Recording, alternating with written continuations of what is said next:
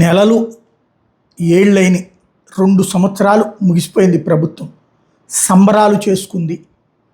ప్రభుత్వం సంబరాలు చేసుకుంది, ప్రజలు సంబరాలు చేసుకోవాలి. పార్టీలకు అనుకూలంగా కాదు, తమకి మంచి జరిగిందని.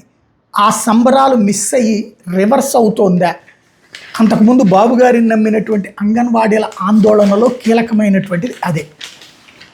రాష్ట్ర వ్యాప్తం కలెక్టరేట్ దగ్గర అంగన్వాడీలు కదం దొక్కారు. ఉద్యోగ భద్రత, ఈఎస్ఐ, గ్రాట్యుటీ, పెన్షన్, పిఎఫ్ సౌకర్యాల మాట ఏంటంటూ ప్రశ్నల వర్షం. హెల్పర్ల పదవుల్లో మితిమీరిన రాజకీయ జోక్యం, ఫలితంగా అర్హులకి అన్యాయం. ప్రభుత్వానికి పలుమార్లు వినతులు ఇచ్చిన స్పందనే లేదని ఆవేదన వ్యక్తం చేశారు.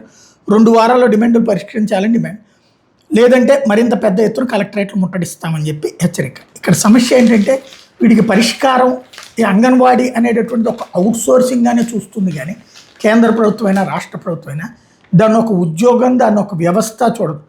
ఆ వ్యవస్థలో కొద్దిగా ప్రయోజనం చేకూరు అంటే కొద్దిగా పబ్లిక్ని మోటివేట్ చేయగలిగిన వాళ్ళు ఉన్నారు అంటే వాళ్ళని రాజకీయ పార్టీకి అనుకూలమైనటువంటి పోస్టుల్లో పెడుతున్నారు. ఇది జరుగుతున్నటువంటి తంతు. ఇక్కడ కమ్యూనిస్టులు డామినేట్ చేద్దామంటే తెలుగుదేశం నడవనివ్వదు. అదే సందర్భంలో కమ్యూనిస్టులకు సంబంధించినటువంటి వాళ్ళు కూడా కూటమితో కలిసిపోయినప్పుడు సక్సెస్ అయ్యారు. వైసీపీ అధికారంలోకి వచ్చినప్పుడు వాళ్ళ తరఫున పనిచేశారు. కాబట్టి ఇదేదో భారీగా జరిగిపోతుందన్న భయము, దీనివల్ల ఓట్లు పోతాయన్నటువంటి అపనమ్మకం ప్రభుత్వాలకు ఉండదు.